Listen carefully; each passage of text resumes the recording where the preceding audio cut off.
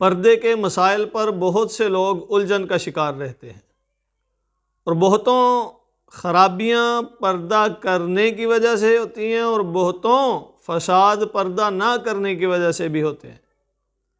اصل میں ہم نے پردے کی نوعیت کو صحیح طریقے سے سمجھا نہیں ہوتا۔ ستر، جسے عربی میں عورت کہتے ہیں، اردو یا فارسی میں ستر کا لفظ بولا جاتا ہے، عربی میں عورت، یہ بدن کا وہ حصہ ہوتا ہے جسے چھپانا ہر ایک سے ضروری ہے، فرض ہے۔ مرد کا ستر ناف سے لے کر گھٹنوں تک کا ہے کہ یہ حصہ مرد کو چھپانا لازمی ہے، اس کے بغیر چارہ نہیں ہے۔ باقی پردہ ہے، وہ شرم اور حیا کا تقاضا ہے جتنا بھی ڈانپے۔ اسی طرح عورت کا ستر جو ہے، خواتین کا جو ستر ہے، وہ چہرہ اور ہاتھ چھوڑ کر باقی پورا جسم ستر کہلاتا ہے، اور اسے چھپانا عورت کے لیے ضروری ہوتا ہے۔ عموماً ایک شرعی پردے کی اصطلاح بولی جاتی ہے، جی میں شرعی پردہ کرتی ہوں۔ اب یہ شرعی پردہ کیا ہے؟ جی منہ چھپا کے رکھنا۔ ہمارے استاد فرمایا کرتے تھے کہ وہ گھر جہاں فتنے کا خدشہ نہیں ہے، یا جیسے آج کل ہمارے ماحول ہیں، چھوٹی چھوٹی جگہ ہوتی ہیں جہاں پر کہیں کہیں فیملیاں رہ رہی ہوتی ہیں، وہاں چہرہ چھپا کر یا ہاتھ ڈانپ کر نہ گھر میں رہا جا سکتا ہے اور نہ گھر کے معاملات پورے کیے جا سکتے ہیں۔ تو اس صورت میں یقیناً یہ باعث فساد ہوگا۔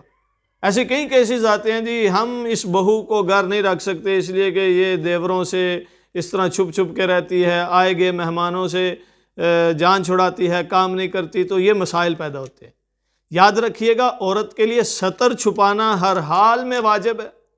ہاتھ اور چہرے کی جو حجاب کا، اس کے جو مستور رکھنے کا حکم ہے، وہ تب ہے جب فتنہ ہو۔ فتنہ کب ہوتا ہے؟ جب عورت تنہا ہے۔ فتنہ کب ہوتا ہے؟ جب عورت گھر سے باہر ہے۔ فتنہ کب ہوتا ہے؟ جب غیر مردوں کے سامنے کھڑی ہے۔ فتنہ کب ہوتا ہے؟ جب ماحول اور معاشرہ اس پر نظر رکھے ہوئے ہو۔ جس گھر میں اکٹھے رہ رہے ہوں اس گھر میں فتنہ نہیں ہوتا، یا جہاں ملازمت یا کام کے سلسلے میں رکاوٹ بن رہی ہو اور فتنے کا کوئی خدشہ نہ ہو، وہاں بھی اس کو ہم لازمی قرار نہیں دے سکتے۔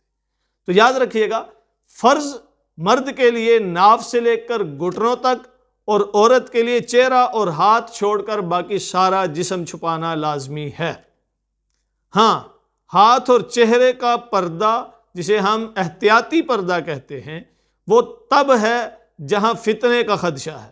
جہاں فتنے کا خدشہ نہیں، وہاں ہاتھ اور چہرے کا پردہ نہیں، بلکہ جہاں ہاتھ اور چہرے کے پردے سے فتنہ پیدا ہوتا ہے، یا گھریلو جھگڑے پیدا ہوتے ہیں، لڑائیاں پیدا ہوتی ہیں، یا کام کاج کے حوالے سے رکاوٹ بنتا ہے، تو وہاں یہ ہاتھ اور چہرے کا پردہ زائل کرنا ضروری ہوتا ہے۔ اس چیز کو ہم نہیں سمجھتے، ہم شدت میں آ کر کے، حالانکہ فقہائے حناف میں یہ مسئلہ مختلف ہی رہا ہے، اور ہر دور میں اس پر بحث ہوتی رہی ہے۔ تو وہ چیز دین بھی قبول کرتا ہے، اسلام بھی اس چیز کی تلقین کرتا ہے جو معاشرے کے امن کو، معاشرے کے تعلقات کو برقرار رکھنے والا ہو۔